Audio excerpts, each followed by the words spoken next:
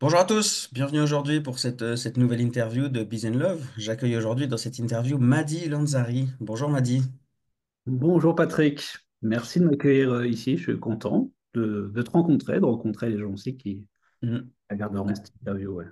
Avec grand plaisir. Moi, je t'ai découvert il y a pas longtemps sur les réseaux et du coup, voilà, j'ai écouté j'ai participé à un séminaire un soir que tu avais fait avec Sarah Salomé et puis Safouane, j'ai oublié son nom de famille. Nier. Ok. Et puis, oui, Amy. Et puis, et du coup, ouais, je trouvais tes réflexions vachement intéressantes et j'aime bien les interventions que tu faisais. Et c'est pour ça que voilà, je me suis dit que toi, tu serais une cible intéressante par rapport à cette interview où justement l'idée, c'est d'étudier un peu les dynamiques et les synergies qui peuvent se créer entre un poste d'entrepreneuriat et la vie de couple, la vie de famille, en l'occurrence pour toi. Et c'est pour ça que je t'avais demandé. Donc, je te remercie beaucoup d'avoir accepté de te prêter au jeu d'ouvrir un peu cette part de ta vie et puis de jouer le jeu. Est-ce que tu pourrais déjà te présenter un petit peu au niveau professionnel, au niveau entrepreneuriat, qu'est-ce que tu fais, depuis quand, qui tu accompagnes, etc., etc. Ouais, je vais essayer de faire ça en me mettant un petit préambule. C'est que je sens que c'est en train de changer à l'intérieur de moi. Ok. Il y a un changement volontaire. Donc, comme je ne sais pas encore mettre les mots là-dessus, je vais parler de ce qui est plus courant de ces dernières années. Mhm. J'étais pas du tout prédestiné à être entrepreneur dans les relations amoureuses, que je fais aujourd'hui beaucoup. Je suis ingénieur à la base et j'avais un boulot purement mental. Ah, je travaillais à Paris dans des cabinets de conseil en digitalisation. Et bah, un peu comme ce que tu me racontais tout à l'heure avant qu'on commence, bah, ça me plaît, ça me nourrissait pas. Intellectuellement, c'était OK, mais d'un point de vue corporel ou même du cœur, pas grand-chose. Donc, il y a eu des événements qui m'ont fait complètement arrêter ça. Et puis, quand il eut fallu faire autre chose, je me suis dit, OK, je vais faire une start-up comme tout le monde, un Startup Nation. Et donc, j'ai Mhm. commencé à faire des choses. Et puis, il y a un moment donné, c'était fin janvier 2017. Ça faisait 3 4 mois que j'avais commencé à faire des interviews selon la méthode Lean Startup. Bon, bref. Mhm. Et là, j'ai une expérience. J'écoute une vidéo sur Internet. Ouais, en fait, j'étais avec ma sœur. Et il y a une vidéo en fond qui me dérange. Je lui dis, bah, est-ce que je pourrais l'arrêter? Puis au fait, c'est quoi? Puis elle me dit, ah, c'est ça. Puis je raccroche avec elle et je l'écoute. Ah, c'est pas mal, hein. Et à un moment donné, j'entends un gars qui, je crois qu'il s'appelle Mouji, mais peu importe. Je ne suis pas spécialement religieux en tout cas. Mhm. Et je sens qu'il y a un basculement. C'est comme une sorte de mort entre ce que je faisais avant et à partir de là. Et donc, ce que j'ai fait, c'est que je savais que j'allais faire quelque chose de différent, mais je ne savais pas quoi. Et donc, bah, je suis reparti de zéro. J'ai dit, OK, ma tête, elle a trop fonctionné, je la mets de côté. Et je me suis reconnecté à mes sensations corporelles d'abord. Mhm. Quelques mois après, parce que je venais de demander le divorce, de changer de vie sociale, ou des choses comme ça. Et donc, quelques mois après, je découvre la communication non violente, qui me permet de mettre des mots sur ce que je ressens. Et de dire aux gens qu'est-ce que je perçois et comment, je sais pas, je les aime ou des choses comme ça. Et je me rends compte que ça parle énormément. Donc, ça m'a beaucoup, beaucoup, beaucoup surpris. Et donc, si je fais jusqu'à aujourd'hui, donc maintenant, j'accompagne euh, les couples en général, ça peut être aussi une seule partie du couple ou des célibataires, à améliorer leur relation amoureuse. Qu'ils soient en couple avec des enfants, sans enfants, qui vivent ensemble ou pas, on va regarder comment eux, ils veulent aimer l'autre et comment ils aiment être aimés par l'autre. Et donc, en général, j'avais un cabinet jusqu'à l'année dernière, je fais majoritairement sur Internet. Je vais bah, accompagner sur 4 à 6 mois en général. Et puis, je vais aussi fournir une formation parce que je n'ai pas le temps pendant le moment où on se parle de tout donner. Et donc, j'ai aussi une Mhm. formation à côté pour faire ça. Ouais, voilà. Donc, Ok. c'était pas du tout prévu de faire ça. Et je suis quand même en train de faire la relation amoureuse. Et le lien bise et love, c'est vraiment que ma relation avec ma femme. Mhm. Voilà. Est-ce que tu veux que je rentre dedans? J'explique là? Ouais. Volontiers, si Ouais. toutes les infos sont bonnes à prendre, je pense on a le temps. Donc, en 2017, le 7 juillet 2017, ça faisait 2 jours que je rencontrais cette femme qui s'appelle Chloé. Et puis, je sentais qu'il y a quelque chose qui m'attirait vers elle. Ah oui, donc la veille, quelque chose de très bizarre, me dit, ah, tiens, j'ai envie de toucher son bras.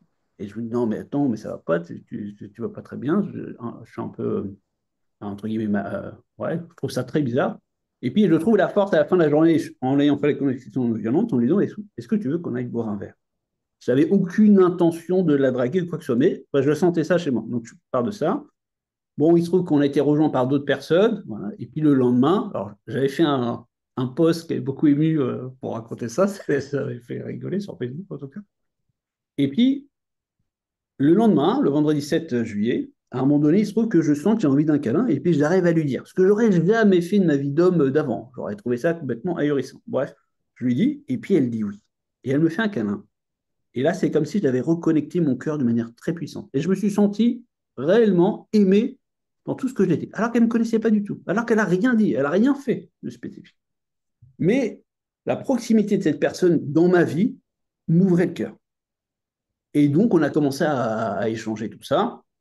Il se trouve que bah, voilà, l'amour amoureux, passionné est aussi venu par là, et on a commencé à plus se fréquenter, évidemment.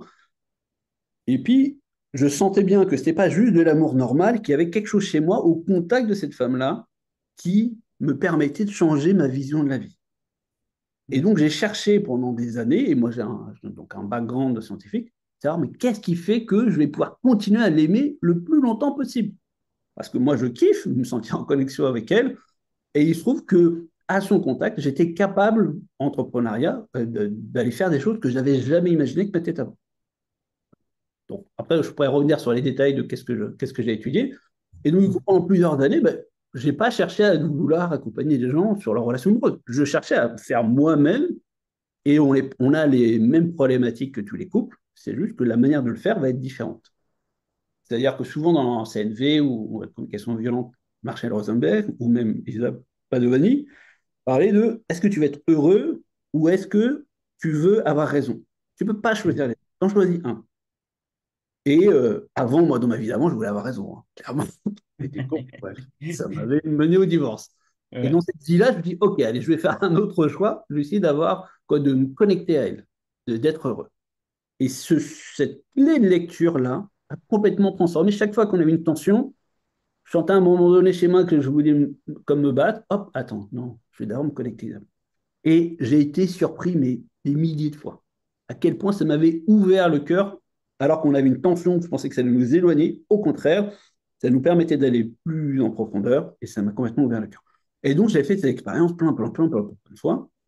Et puis, au tout début de mon entrepreneuriat, je voulais accompagner plutôt des gens pour apprendre à s'aimer, apprendre à mieux entendre ce qui se passe pour eux. J'ai développé une extrêmement bonne oreille sur les variations des émotions et des choses comme ça. Et donc, j'avais commencé à faire un site internet qui s'appelait Quête intérieure. Voilà. Et puis, j'avais de plus en plus de discussions avec des gens qui disaient OK, comment ça se passe avec Chloé? Parce qu'elle est caissière, ça se passe bien. Ah oui, mais comment vous faites? Et je commençais à expliquer cette histoire-là. Mhm. Et c'est là où un jour, je m'étais formé, moi, à la gestion de conflits. Et bah, il y a une famille qui veut qu'on les aide sur un périple qu'ils ont, voilà, ils ont besoin d'être aidés. Et c'est la première fois où j'étais au contact avec un couple. C'était pas forcément pour faire accompagnement de couple, c'était plutôt de la famille. Et ça m'a mis le pied à l'étrier. Et petit à petit, je me suis rendu compte que ce que j'avais vécu, parce que j'ai pas mal de d'autoréflexivité, et ben en fait, que ça les intéressait. Et donc, j'ai commencé à me dire, OK, comment je peux expliquer ça? Parce qu'on faisait des ateliers avec eux, des choses comme ça. OK, comment je peux leur expliquer ce que je suis en train de vivre, ce qui serait peut-être pertinent? Et donc, c'est comme ça que j'ai commencé à me professionnaliser. Et puis, ben, j'ai eu de plus en plus de couples et j'ai vu que ça marchait, que ça fonctionnait. Et donc, c'est comme ça que plusieurs années après, je suis devenu là, le Madi à qui tu parles aujourd'hui Mhm. et qui fait surtout sur Internet aujourd'hui. Ouais, voilà. Ouais. Oui, donc effectivement, je comprends bien que le nom de l'interview Bees and Love te parle spécialement parce qu'au fait, tu as un peu. Bah, tu as découvert les deux à la fois, en quelque sorte, j'ai envie de dire. Ah oui, ouais, clairement, clairement. Et donc, sur le lien là, business and love, c'est-à-dire en quoi la relation avec son partenaire peut être important pour développer ou en tout cas faire de l'entrepreneuriat. Et effectivement, il y a une relation particulière, ce que j'ai découvert au fur et à mesure de mes recherches scientifiques, là pour le coup, c'est que la relation a une vertu de sécurité, sécurité émotionnelle. Mhm. Et donc l'entrepreneuriat, bah, on va ouvrir plein de portes, on va avoir peur plein de fois, il y a des fois ça va marcher, quoi. Plein de fois ça va pas marcher, parfois ça va marcher.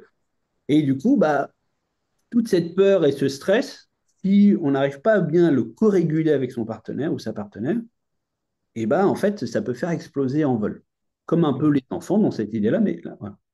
Et donc là, ma femme, elle m'a vu m'ouvrir et partager l'amour que j'ai pour elle, bien sûr, et puis la conviction que ça peut être partagé à plus de monde. Et elle, elle me soutient profondément par rapport à ça. Donc même quand c'était plus dur financièrement, et ben du coup, elle savait pourquoi on faisait ça. Il y a quelque chose là où je l'embarquais aussi. C'est une lectrice de mes posts, un peu moins maintenant qu'avant, mais voilà, elle participait aussi à ça. Mhm. Je pense que ça aurait été difficile si elle s'en foutait royalement de ce que je faisais, pour, Mhm. pour ma part. Et maintenant aussi, dans le switch identitaire que je suis en train de faire, c'est que je m'adresse ou je souhaite m'adresser ou justement aux personnes qui ont plus de responsabilités dans la vie, que ce soit politique ou dans la vie d'entreprise, et qui se sentent seuls en fait vis-à-vis de leurs partenaires, qui ne sont pas forcément soutenus. Et Mhm. les femmes en particulier, mais les hommes aussi. Et donc, je souhaite apporter de la sécurité émotionnelle, les aider à mieux comprendre, mieux communiquer, pour qu'ils puissent œuvrer à ce qu'ils sont en train de faire, soit politiquement, soit dans leur job. Mhm. Ok, oui, effectivement. Donc, c'est chouette parce qu'avec tes grandes réponses, du coup, tu réponds aux questions à certaines questions que j'allais aborder. Justement, bah, présente-toi en tant qu'entrepreneur. Et puis après, c'était et ta relation, comment elle a commencé et tout. Du coup, bah, on a déjà les deux réponses à la fois. Donc, c'est chouette. Puis, effectivement, on voit que c'est hyper corrélé, en fait, comme tu disais, ce côté où j'arrête d'écouter ma tête et j'essaye de sentir un peu ce qui se passe à l'intérieur, d'écouter mon cœur et d'accepter même quand tu es devant cette vidéo-là, après le téléphone avec ta sœur, de te dire, mais il y a un truc qui est en train de mourir en moi, mais il faut que je l'écoute et c'est OK, quoi. D'être Ouais. pas submergé ou en tout cas pas freiné par la panique, par non, non, il faut que je m'accroche, par le besoin de contrôle, par le besoin de comprendre ce qui se passe, etc. Et c'était déjà, je pense, le premier exercice par rapport à l'idée d'écouter les sensations, d'écouter le cœur, de se dire, bah, OK, là, il y a un truc qui est en train de changer, mais je sais pas ce que c'est. Et c'est peut-être ça le changement, c'est que j'ai pas besoin de comprendre tout de suite ce qui est en train de se passer, quoi. Et, Mais ouais, tu as, tout à fait raison. Du coup, si c'est OK, je vais rebondir là-dessus. Souvent, j'ai mis plusieurs mois à comprendre pourquoi le truc s'était passé. ouais. Celui-là, j'arrive à l'expliquer maintenant. C'est vrai que sur Mhm. le moment, j'avais senti que quelque chose était en train de mourir, évidemment. Mais il y a plein et plein d'expériences que je n'ai pas compris sur le moment. Ça ne m'a pas empêché de les vivre pleinement. Et seulement après, j'ai eu les mots pour dire, ah ben voilà Mhm. ce qui s'est passé en fait. Mhm. Et il y Mhm. a ce truc-là, comme tu le dis, de comment je m'autorise à vivre ce qui est en train de se passer.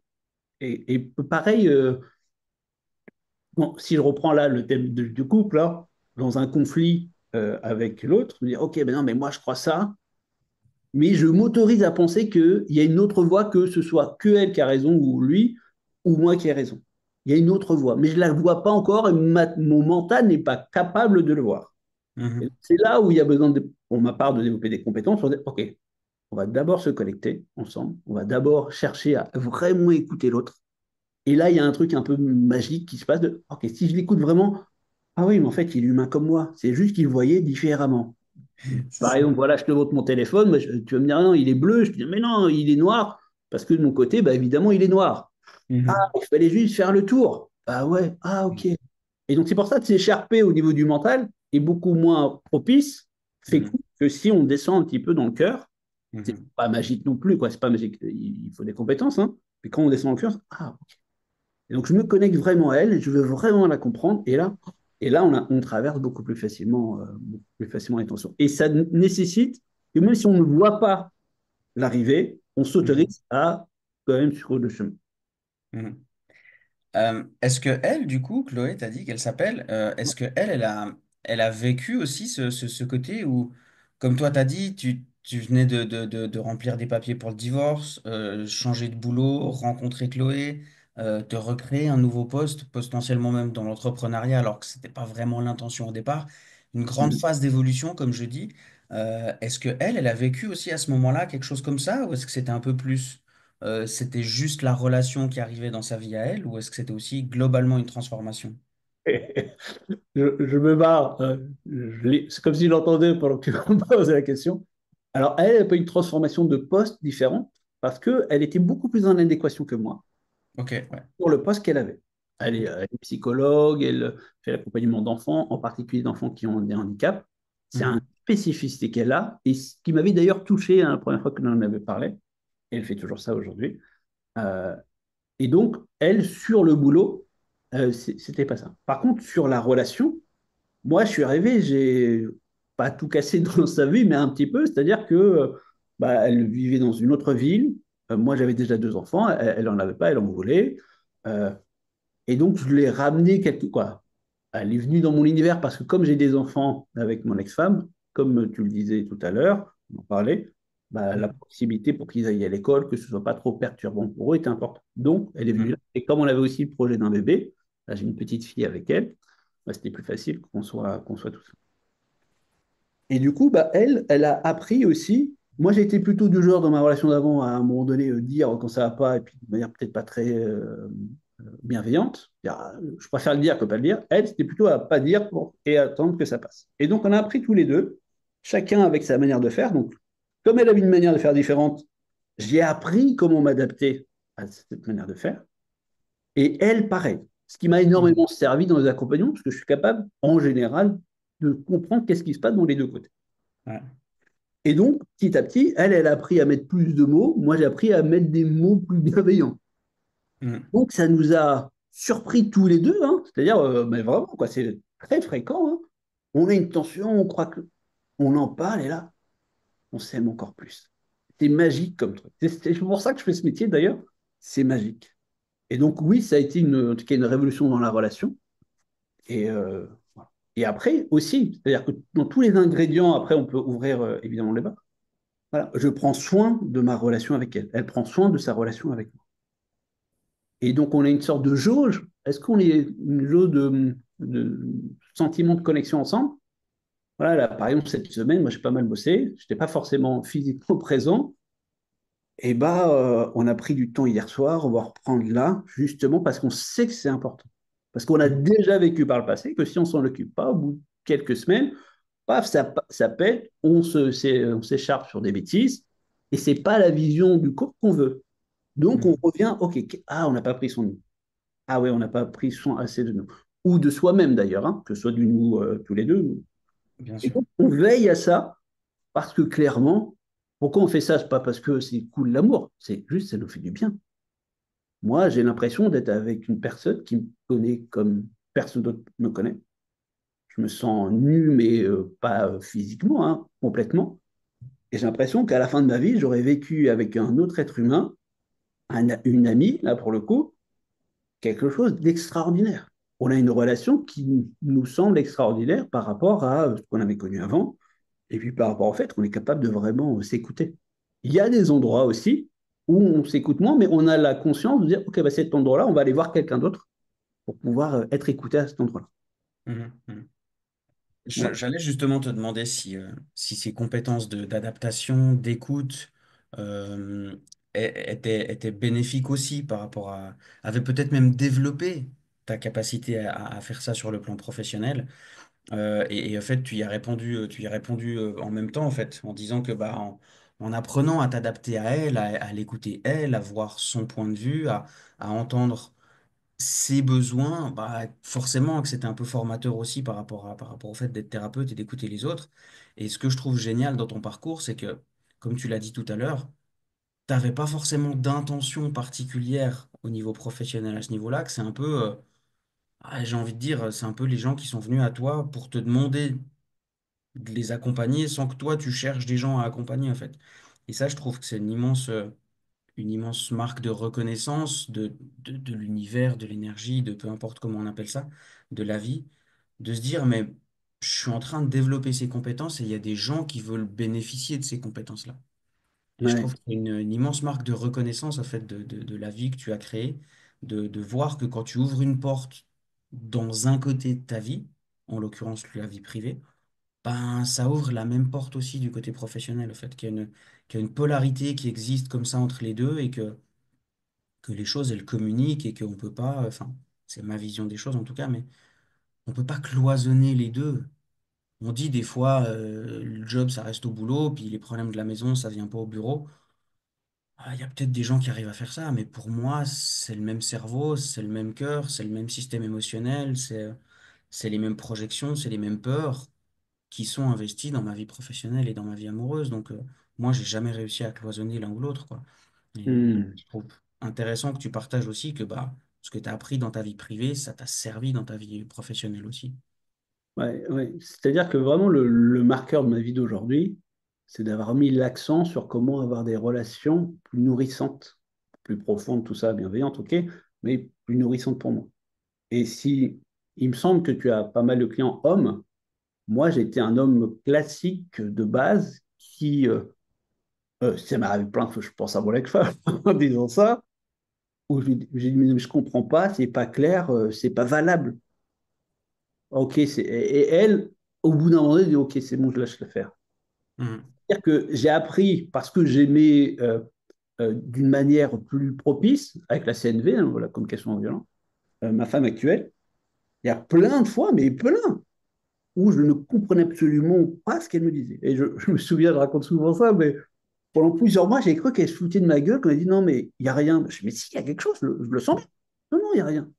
Et il y a plein de fois, au départ, hein, moi aujourd'hui, bien sûr, je me dis, mais attends, putain, mais elle est en train de me barater, en fait. Il y a un truc qu'elle ne veut pas me le dire. Je le sens, moi, en plus.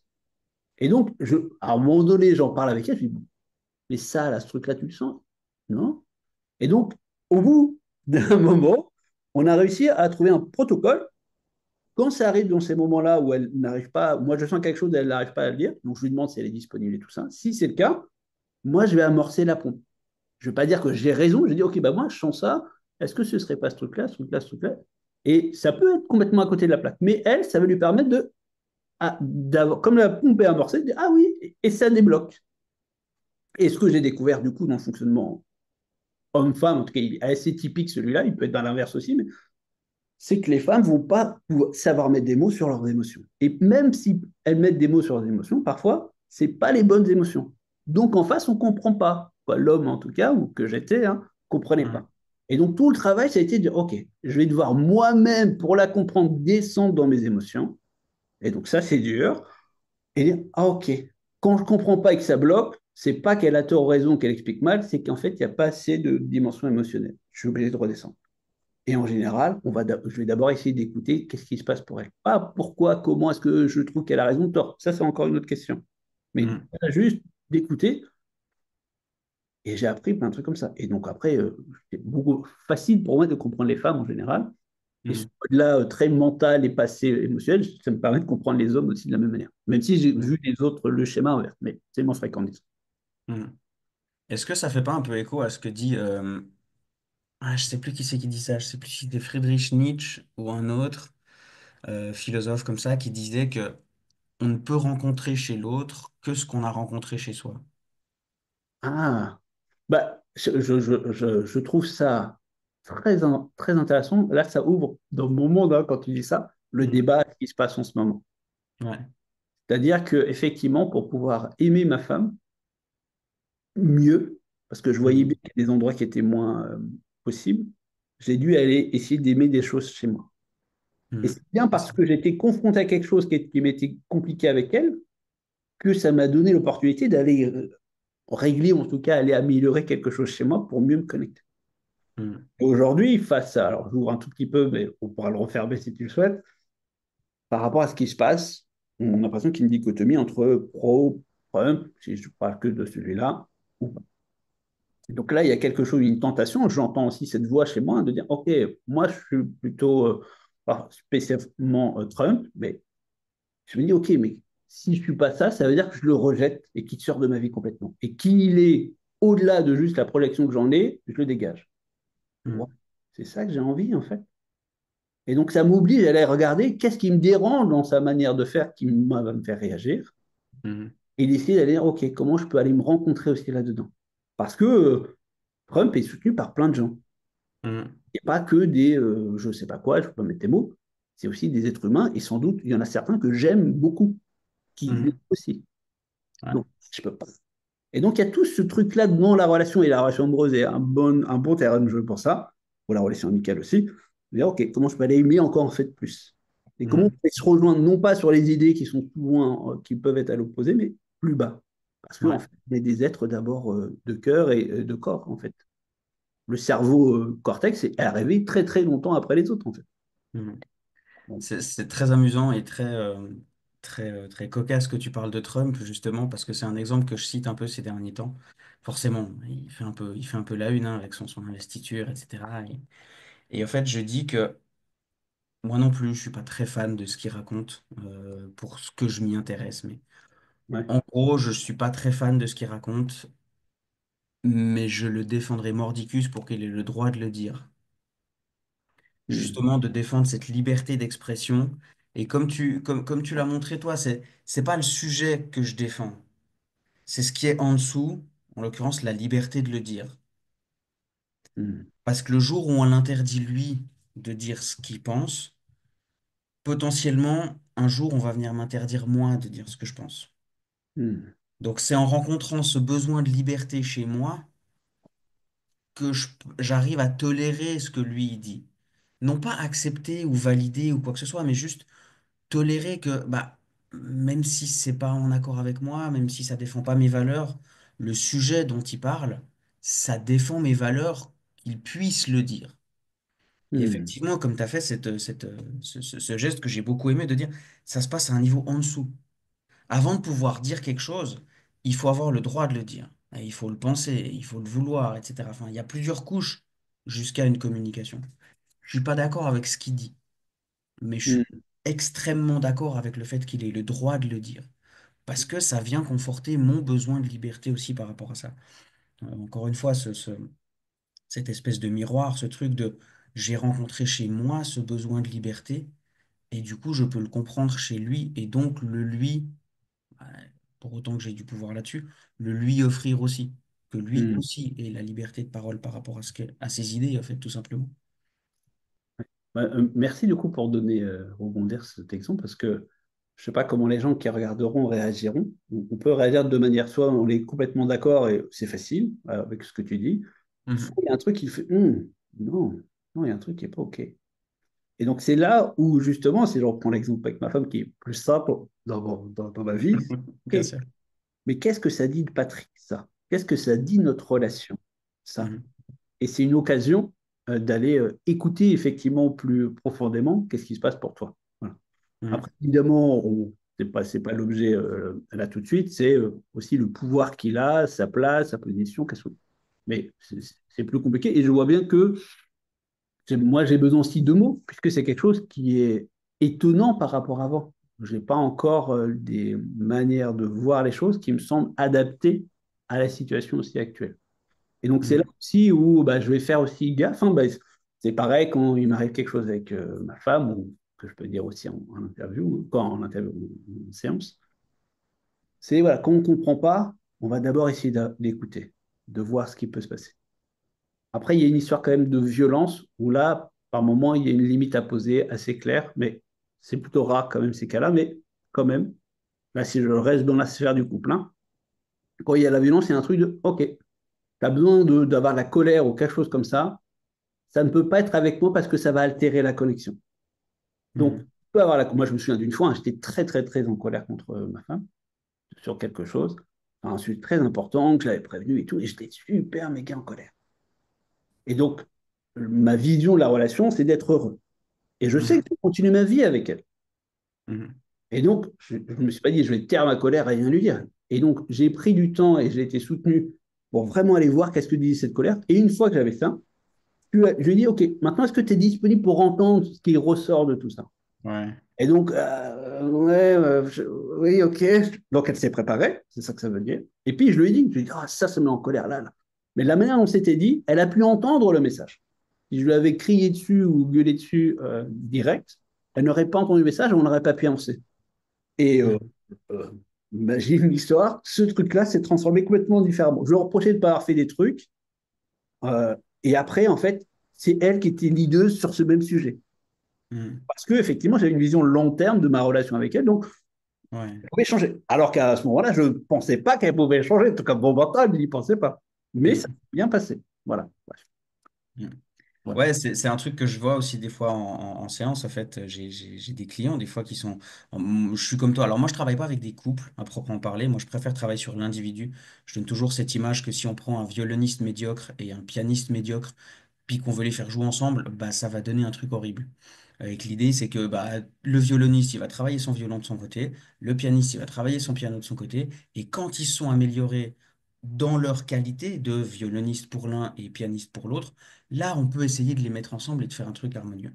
Donc, moi, je travaille plutôt dans l'idée que je travaille avec des individus, qu'ils soient en couple ou célibataires ou en pleine rupture, peu importe. Mais moi, je travaille vraiment que sur les individus.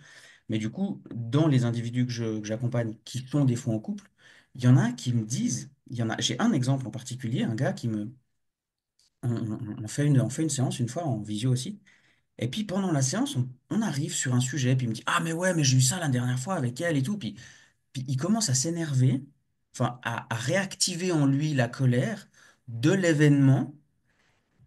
Et pour moi, c'est complètement, ça me fait presque rire parce que je vois parfaitement ce qu'il est en train de vivre et je l'accepte et je le prends pas du tout contre moi en fait. Et je lui dis, ok, mais c'est quoi le sujet?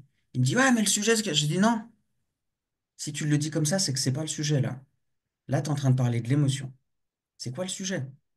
Ouais, mais parce que... Non, tant que tu as envie de crier, tant que tu as envie de gueuler, tant que tu as envie de te rebeller, t'es pas dans le sujet. Tu es dans l'émotion que le sujet te procure. Mais c'est quoi le sujet? Il me dit, ah ben, je sais plus, je me rappelle plus, c'était il y a plusieurs mois, je me rappelle plus exactement le sujet, mais en gros, un truc du style, allez, j'invente un truc, elle veut sortir avec ses copines, puis ça fait 4 fois dans la semaine. Ok, donc en quoi c'est un sujet pour toi? Bah parce que elle a plus assez de temps pour nous, etc. Puis je le fais creuser petit à petit comme ça jusqu'à ses doutes qu'elle soit vraiment investie dans sa relation à lui, dans leur relation, mais que du coup que sa relation à lui dépende de l'investissement que elle en a. Je dis ok, là on est sur le sujet, et tu vois, maintenant tu gueules plus. Et c'est ce Hmm. que j'essaie d'amener aussi aux gens, c'est de comprendre que quand il y a des émotions comme ça, c'est parfaitement légitime, c'est parfaitement OK.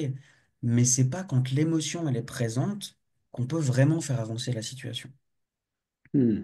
à mon avis. Ouais. En tout cas, c'est plus délicat. Effectivement, ça va dépendre de laquelle émotion, hein.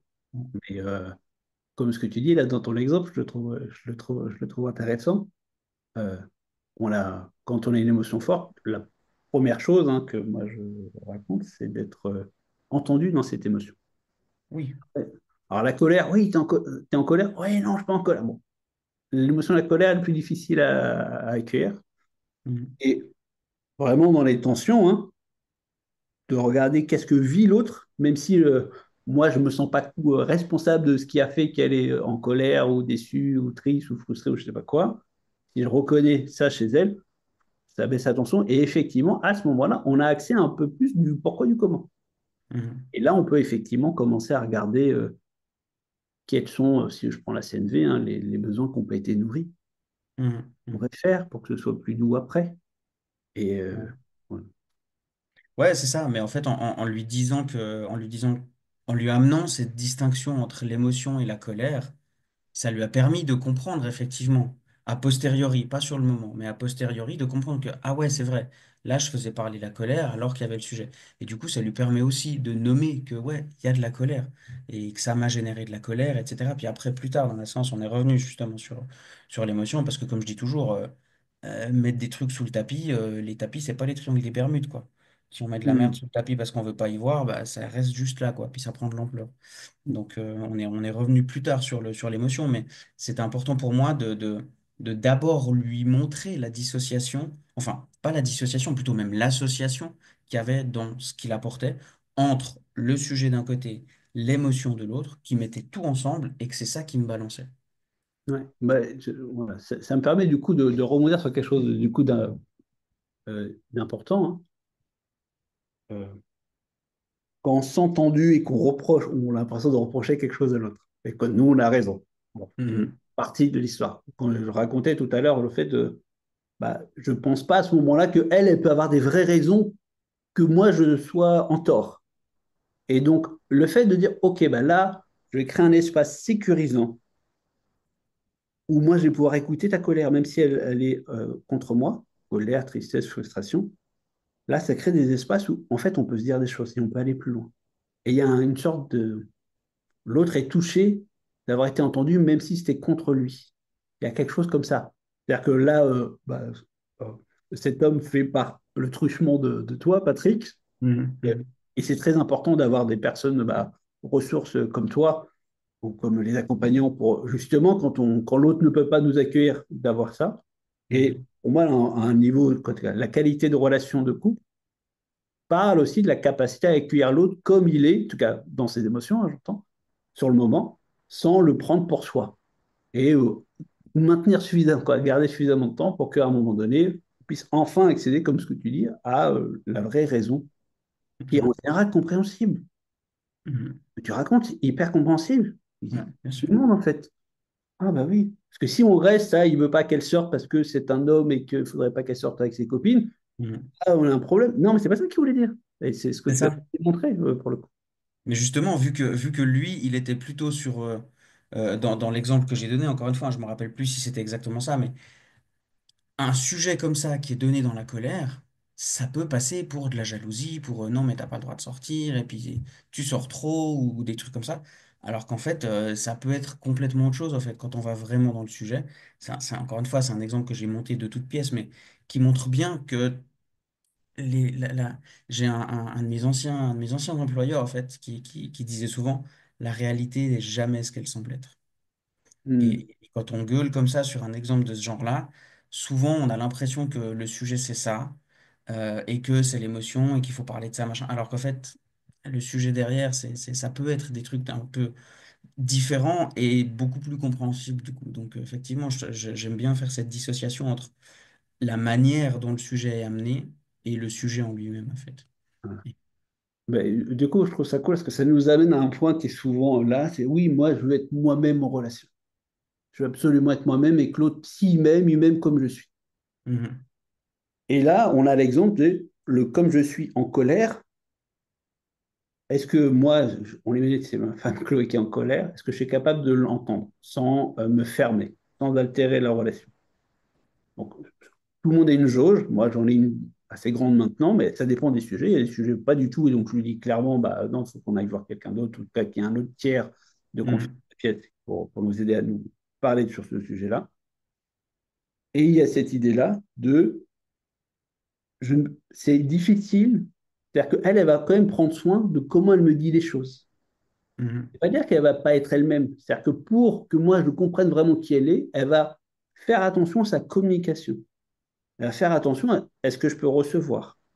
Est-ce que les mots qu'elle dit sont suffisamment clairs? Et parfois, ça ne l'est pas. Ah, bah, attends, je vais te dire un truc, mais c'est pas clair. Donc, moi, je sais qu'il faut que je fasse attention, que je ne veux pas tout prendre pour argent comptant. Et donc, là où cette idée où on veut être complètement soi-même en relation, moi, je pourrais le dire, mais ça veut dire que je prends soin, en fait, de mes communications avec elle. Et inversement. Et on prend soin de ça. Et c'est ça mhm, qui nous permet de nous accueillir. Mais pas juste, je sais pas, j'ai envie de gueuler parce que j'ai envie de gueuler ou je fais ma journée et je suis que focus sur un truc mental. Euh, mhm. non, ça c'est pas OK. Et ça va pas favoriser en tout cas la qualité de relation. C'est ça.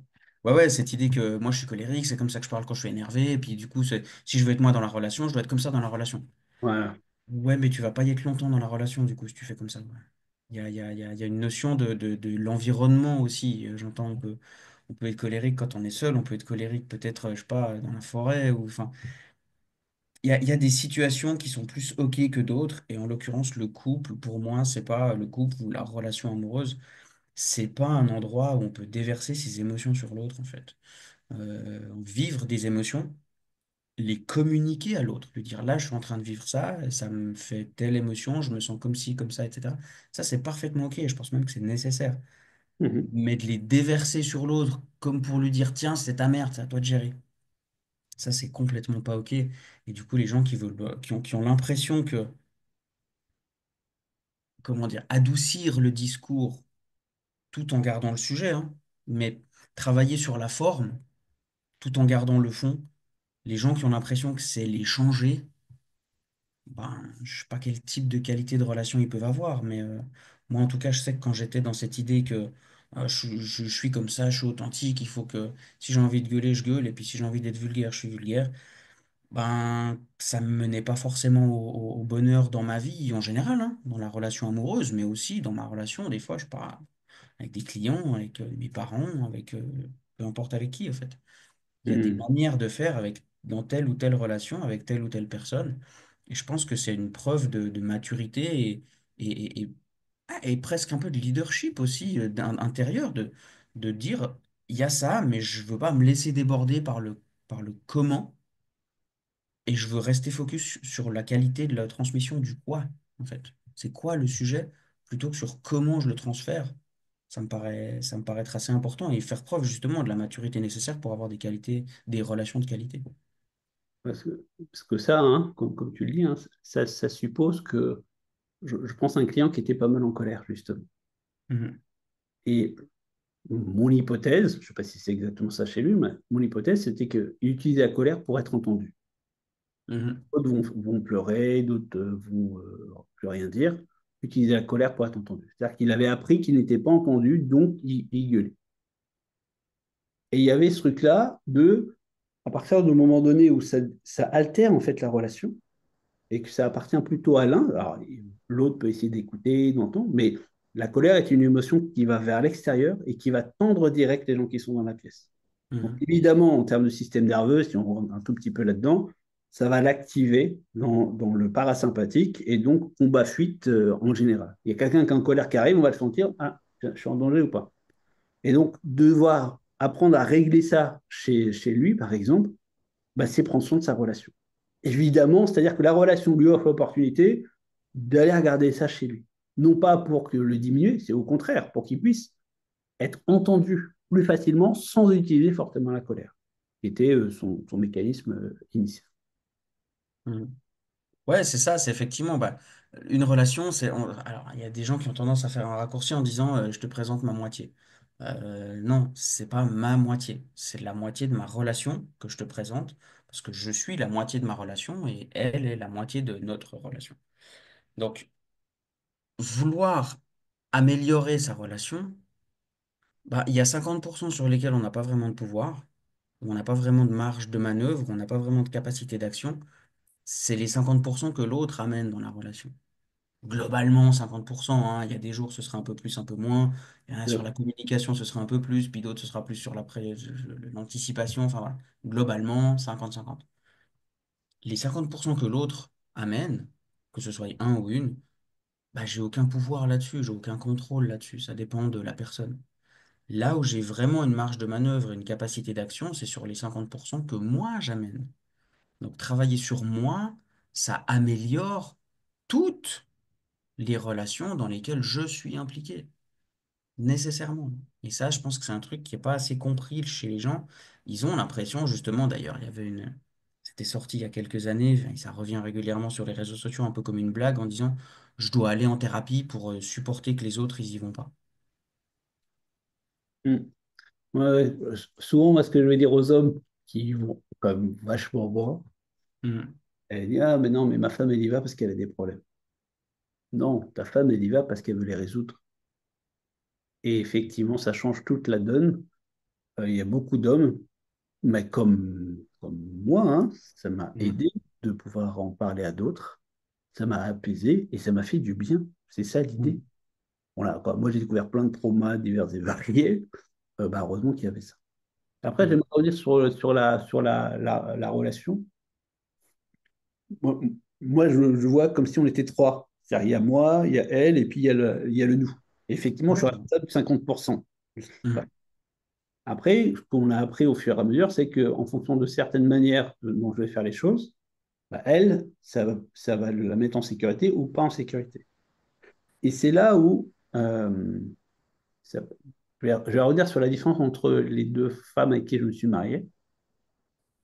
Dans ma vie d'avant, surtout à la fin, je me souviens quand j'avais commencé à dire que je voulais quitter mon job salarié, mon ex, alors qu'on avait de l'argent de côté, qu'on en arrivait tout ça, elle était super flippée. Mm. Moi, je me suis dit, oh, comment je vais continuer à faire ma vie si sur un point aussi important pour moi que de quitter l'entreprise, je me sens pas en sécurité avec.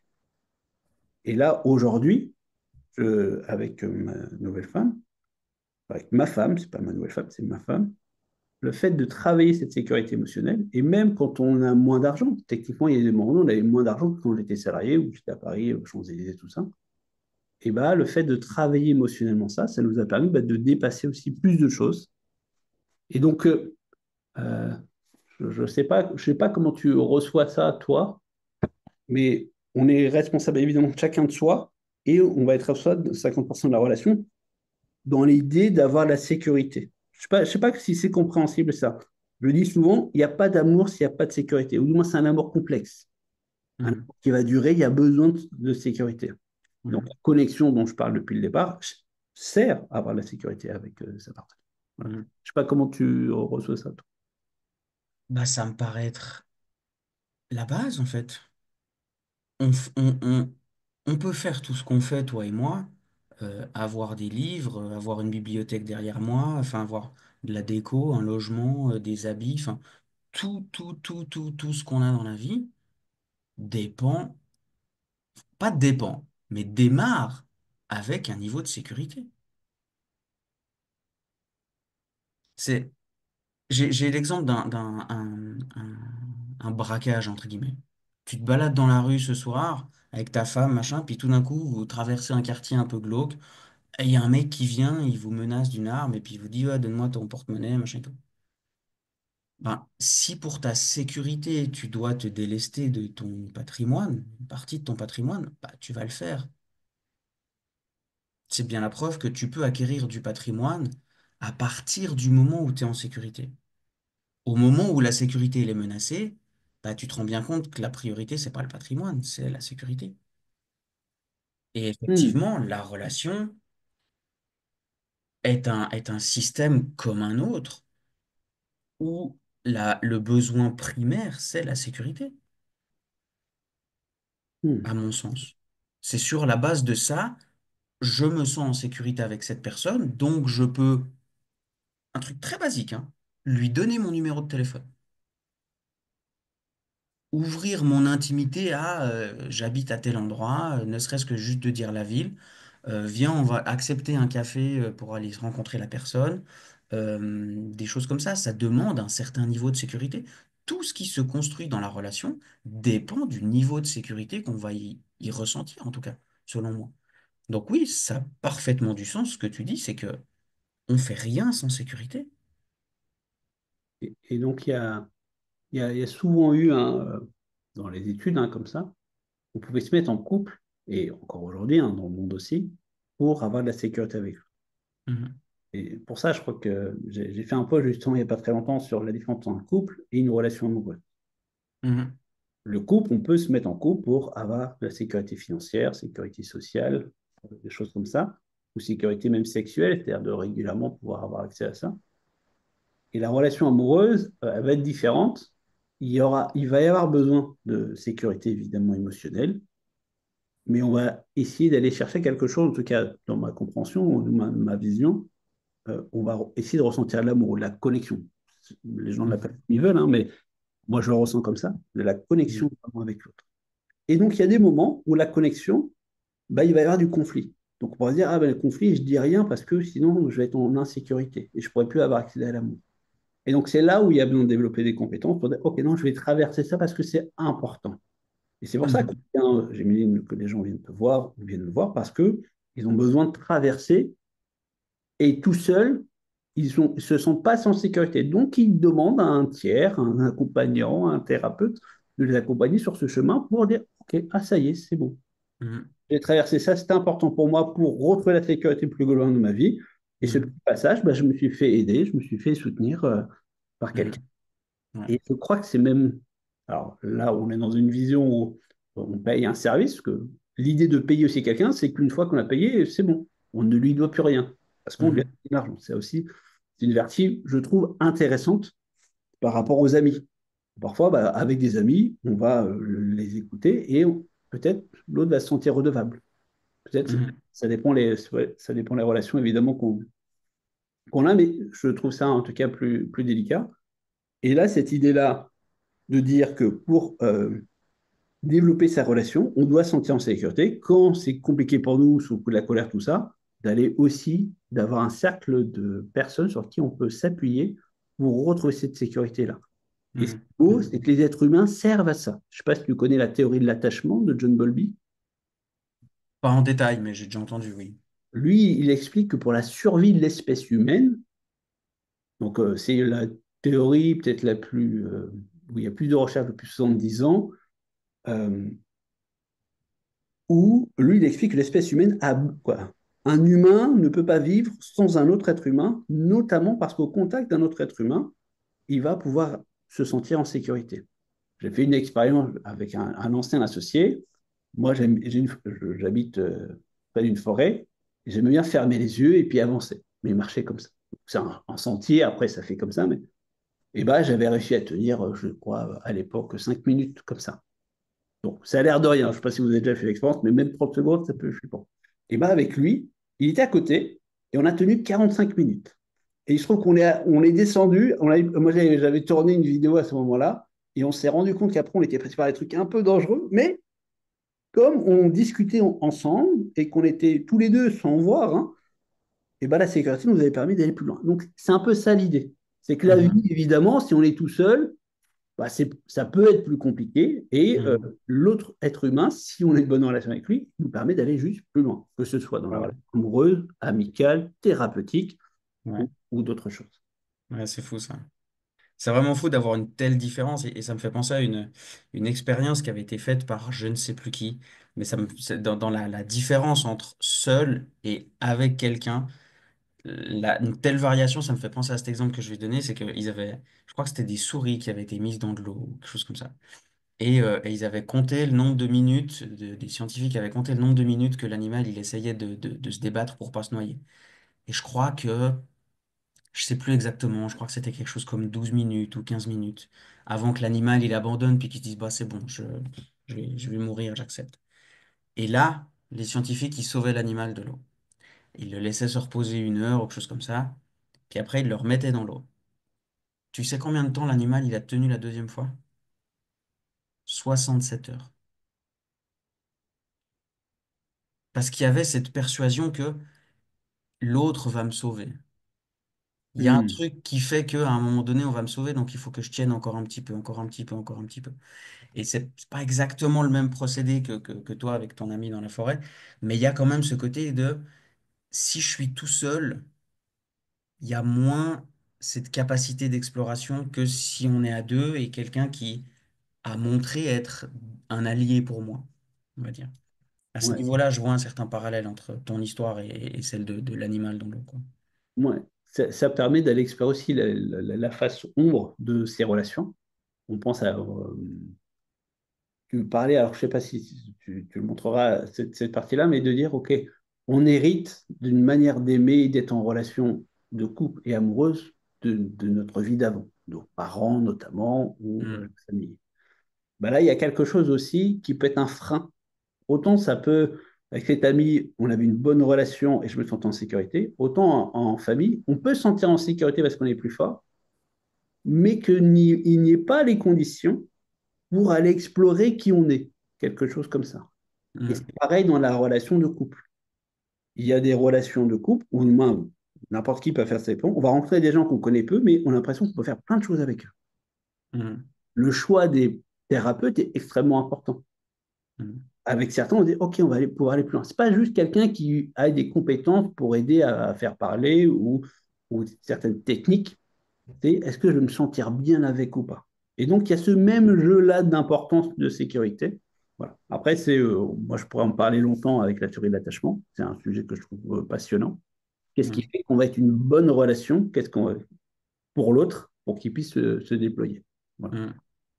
Ouais, ça, effectivement, il y a énormément de paramètres à prendre en compte, mais pour rebondir surtout sur ce que tu as dit au début de ta réponse, oui, effectivement, c'est un peu l'exemple que je te disais avant qu'on enregistre ça, c'était, moi, je pars du principe que l'amour, on ne l'a pas appris, en fait, et qu'on fait tout ça un peu sur le tas, et les maths, la géographie, l'histoire, on apprend ça à l'école, le sport, la musique ou d'autres activités, on apprend ça dans des activités parascolaires.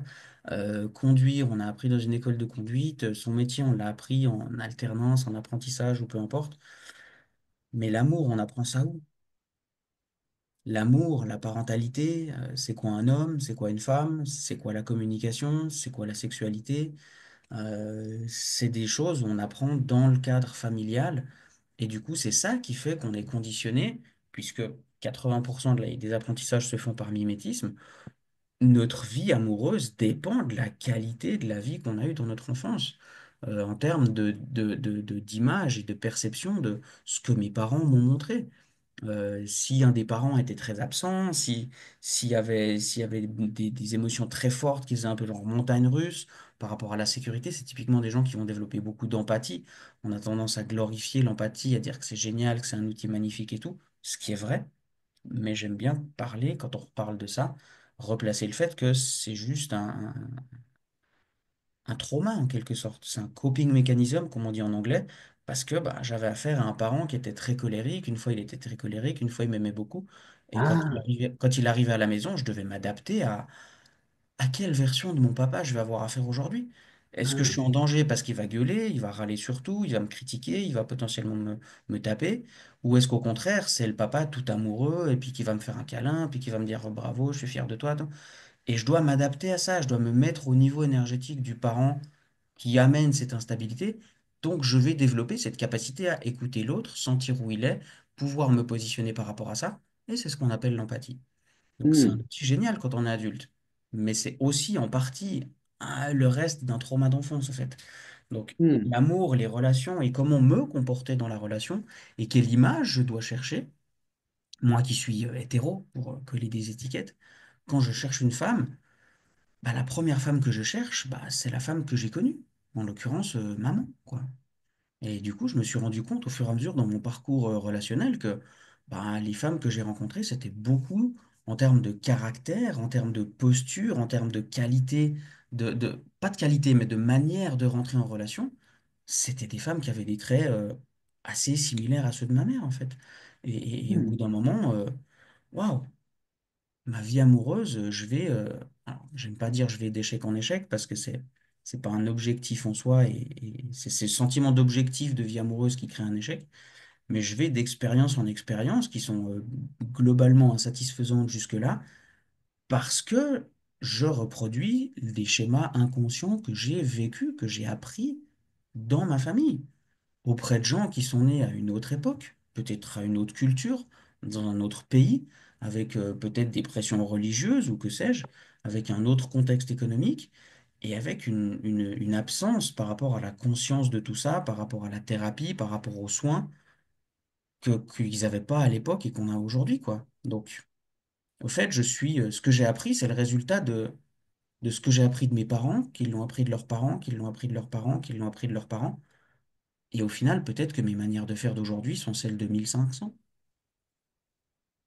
Et de conscientiser que j'ai jamais appris à être en relation, j'ai jamais appris à être un homme, j'ai jamais appris la sexualité ailleurs que dans les représentations classiques de filmographie spécialisée.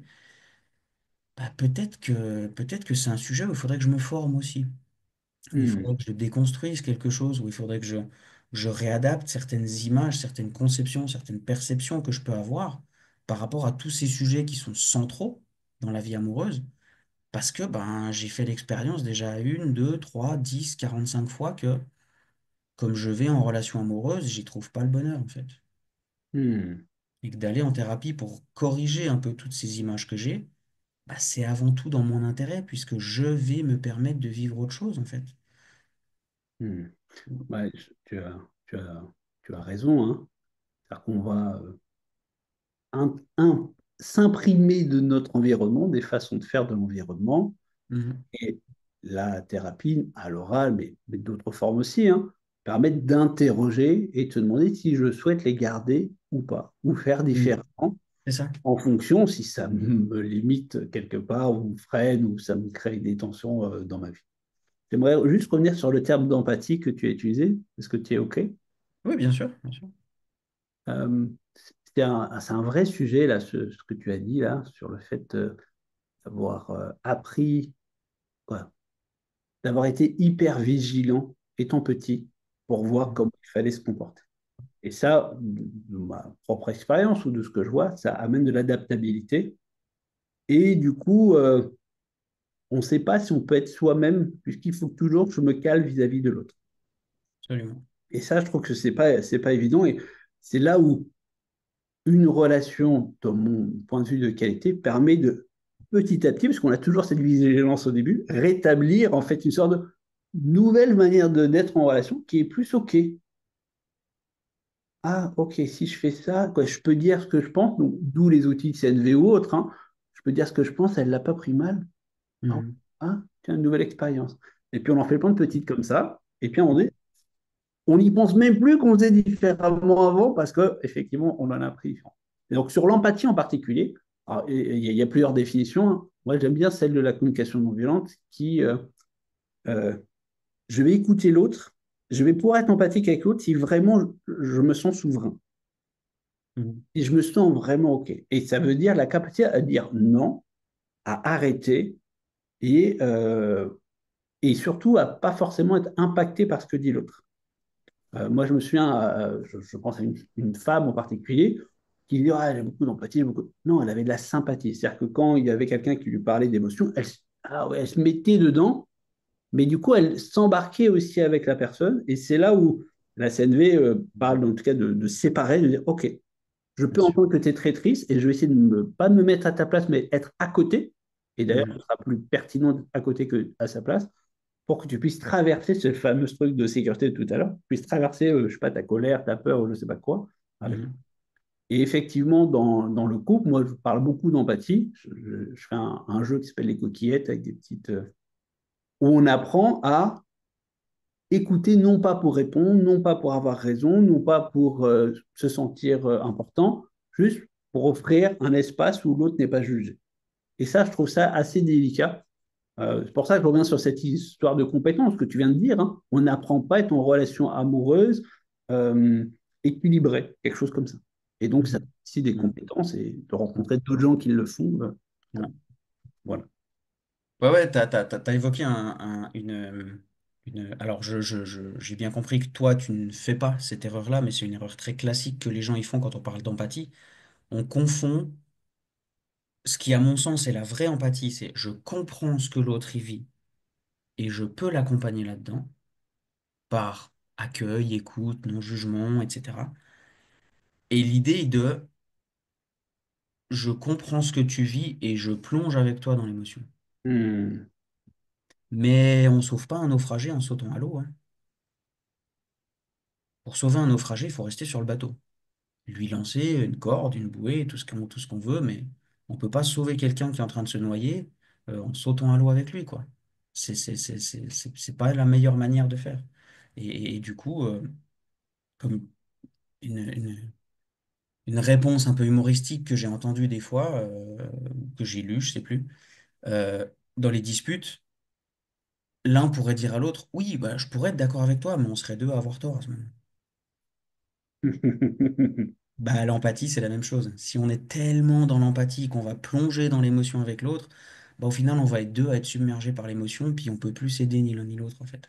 Donc pour moi, il y a une différence de dimension dans l'empathie entre je comprends ce que tu vis et je vais t'offrir un espace pour le traverser, ou je comprends ce que tu vis et je viens te prêter main forte et du coup, bah, je me mets dans la galère avec toi, quoi.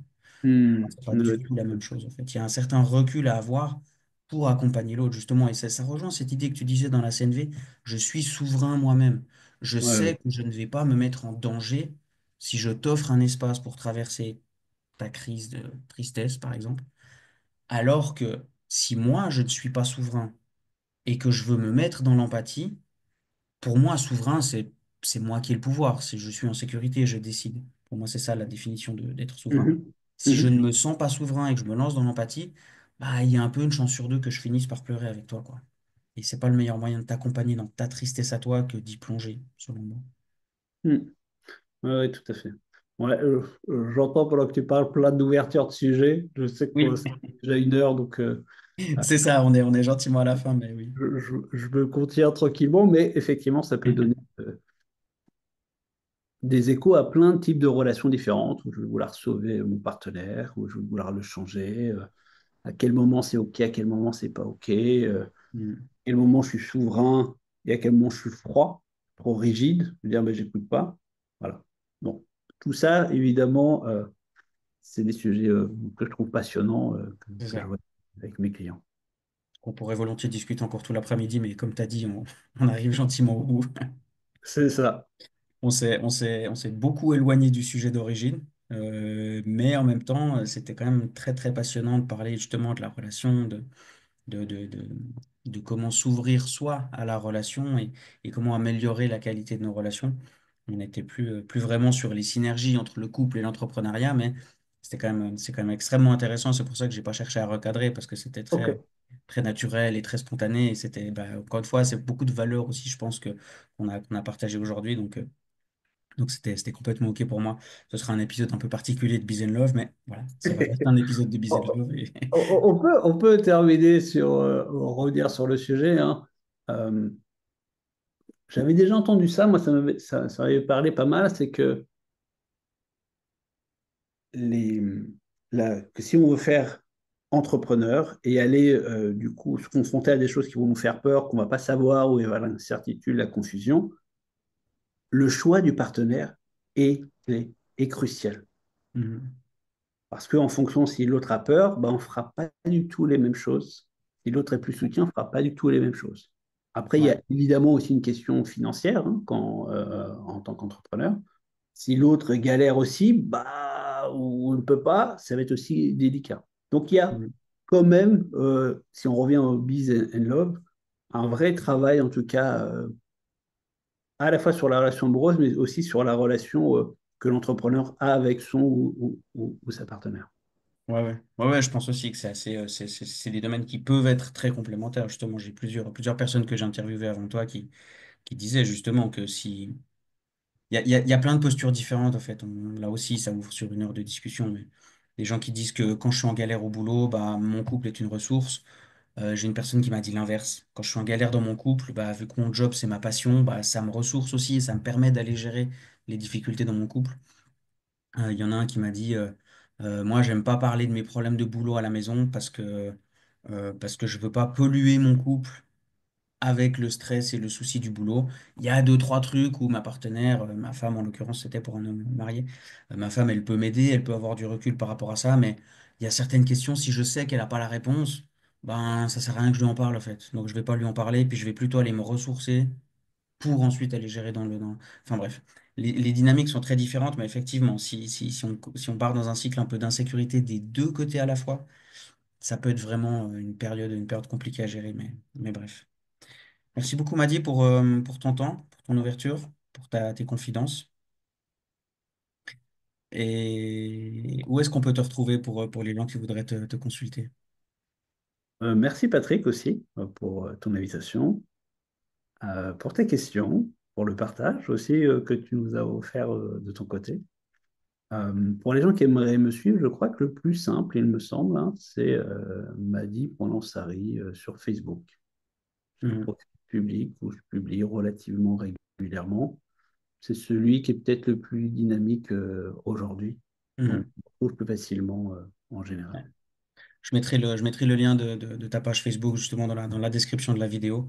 Et puis de toute façon, il y a deux petites vidéos, je pense, sur les réseaux sociaux pour faire un peu des extraits, pour montrer un peu la qualité qu'il y a eu. Et puis la vidéo longue sera bah, sur mon YouTube. Et puis voilà, les gens pourront te retrouver facilement par rapport à ça. Merci beaucoup pour ton temps. Très belle fin de journée à toi. Et puis à très bientôt, Madi. Merci Ouais, beaucoup. merci beaucoup, Patrick.